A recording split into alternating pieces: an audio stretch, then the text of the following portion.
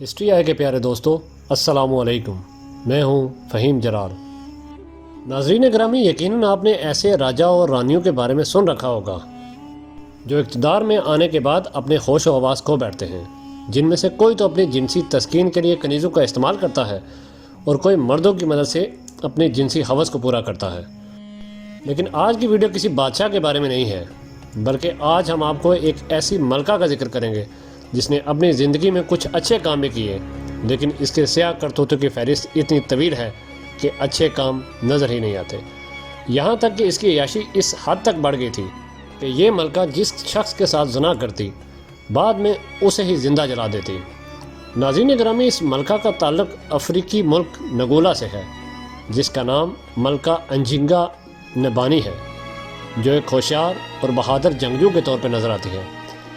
اسے 17ویں صدی میں افریقہ پر یورپی سماریت کے خلاف جنگ کے طبل بجایا تھا، لیکن زیادہ تر تاریخ میں اسے ظالم اور عیاش عورت کے طور پہ جانا جاتا ہے، جس نے اپنے اقتدار کے لیے اپنے بھائی کو بھی موت کی گھاٹ اتار دیا۔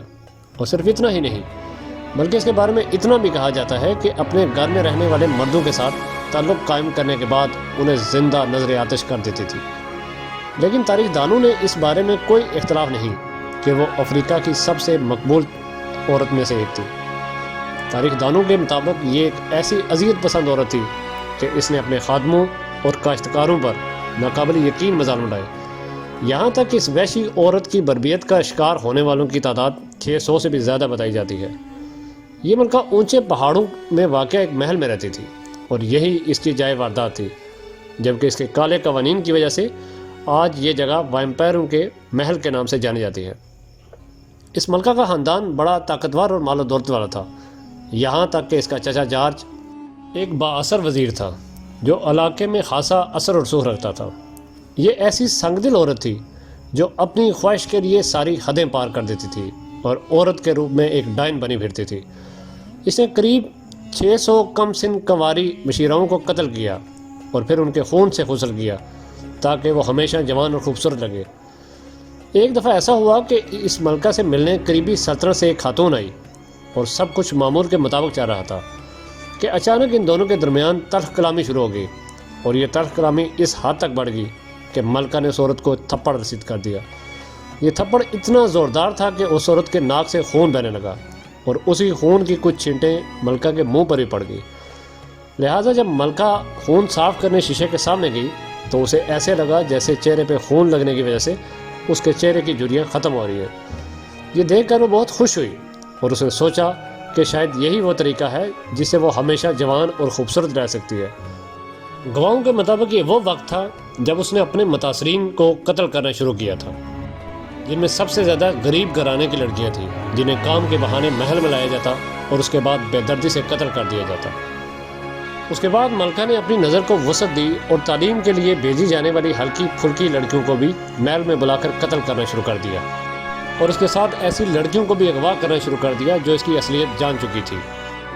فرانسیسی فلسفی مارکی ڈیسیز کی کہانیوں میں یہ کہا گیا ہے کہ انجیگا اپنے عاشقوں کو جلا کر مارتی تھی۔ ملکہ کے حرم کو جبدوز کہا جاتا تھا اور اس میں رہنے والے تمام مردوں کو بھی خواتین کے کپڑے پہنائے جاتے تھے۔ اتنا ہی نہیں، بلکہ جب ملکہ کو اپنے حرم میں موجود کسی مرد کے ساتھ وقت بتانا ہوتا تو اس کے لیے حرم کے لڑکے مرتے دم تک آپس میں لڑتے رہتے، تو پھر جو ان میں سے فاتح ہوتا اسے توجہ دی جاتی۔ تاہم یہ بھی کہا جاتا ہے کہ جیتنے والے کے ساتھ زیادہ دردناک سلوک کیا جاتا تھا۔ تاہم ملکہ سے ملنے کے بعد اس شخص کو جلا کر مار دیا جاتا تھا۔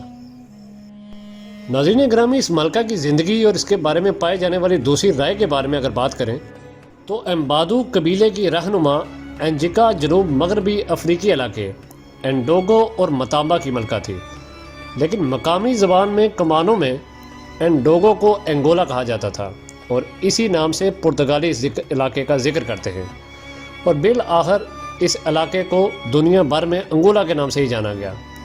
اس علاقے کو یہ نام اس وقت دیا گیا جب پرتگال کے فوجیوں نے سونے اور چاندی کی تلاش میں انجیگو پہ حملہ کر دیا، لیکن جب انہیں سونے اور چاندی کی کانیں نہیں ملی تو پھر انہوں نے یہی نئی کالونی برازیل میں یہاں سے مزدور بھیجنا شروع کر دیے۔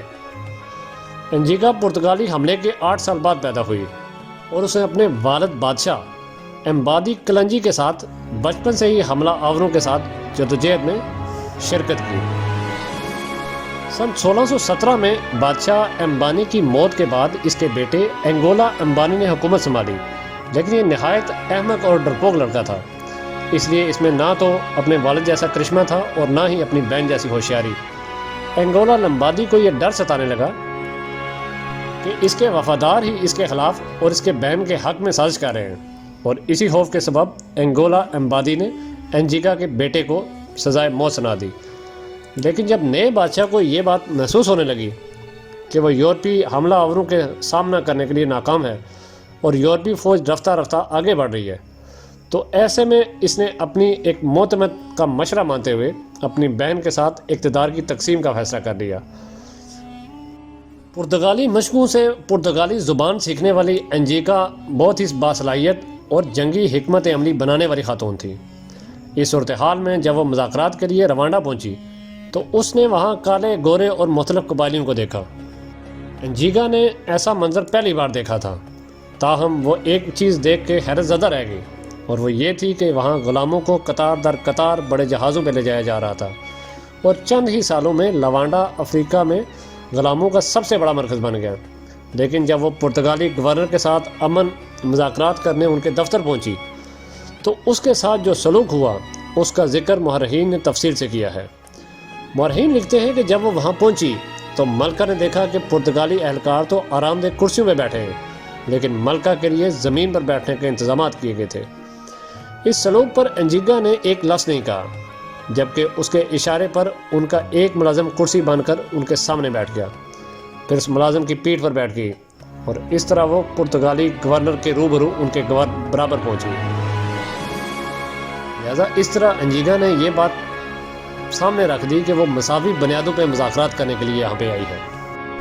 مذاکرات کے طویل دور کے بعد دونوں نے اس بات پہ اتفاق کیا کہ پرتگالی فوج انڈینگو سے نکل جائے گی اور ان کی حاکمیت قبول کرے گی، اور اس کے بدلے میں انجیگا نے اس علاقے میں کاروباری راستے کی تعمیر کے لیے رضامندی کا اظہار کیا۔ پرتگال کے ساتھ بہتر تعلقات قائم کرنے کے لیے انجیگا نے مسیحی مذہب اختیار کیا اور اپنے نیا نام اینا ڈی سوز اختیار کیا۔ اس وقت اس کی عمر 40 سال تھی، لیکن دونوں کے درمیان تعلقات زیادہ دنوں تک بہتر نہیں رہے اور پھر نئی جنگ شروع ہو گئی۔ سن 1624 میں اس کا بھائی ایک چھوٹے سے جزیرے پر رہنے لگا جہاں اس کی موت واقع ہو گئی، جس کے متعلق مختلف قسم کی کہانیاں رائج ہیں۔ کچھ لوگ کہتے ہیں کہ انجیگا نے اپنے بیٹے کے قتل کا بدلہ لینے کے لیے اپنے بھائی کو زہر دیا تھا، جبکہ بعض دوسرے اس کے موت کی وجہ خودکشی قرار دیتے ہیں۔ لیکن سب کے آثاریوں کے دوران انجیگا امبادے نے پرتگالیوں اور چند اپنے لوگوں کی جانب سے کھڑے ہونے والے چیلنجز کا سامنا کرتے ہوئے انڈیگو کی پہلی ملکہ بننے کا افتخار حاصل کیا۔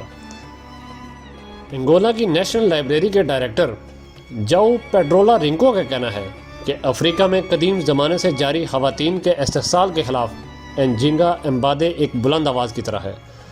انہی کی طرح کئی دوسری شخصیات ہیں جو انہیں بتاتی ہیں کہ افریقہ میں اقتدار کے ڈھانچے میں نہ فٹ ہونے کے باوجود ان خواتین میں اس براعظم کی ترقی کے لیے بہت اہم کردار ادا کیا۔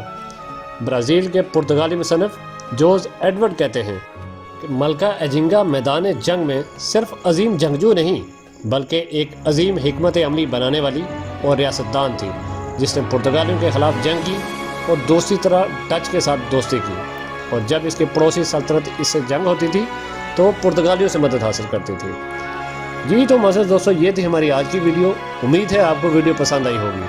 اگلی ویڈیو تک اپنے دوست فہیم جلال کو اجازت دیں۔ اللہ حافظ۔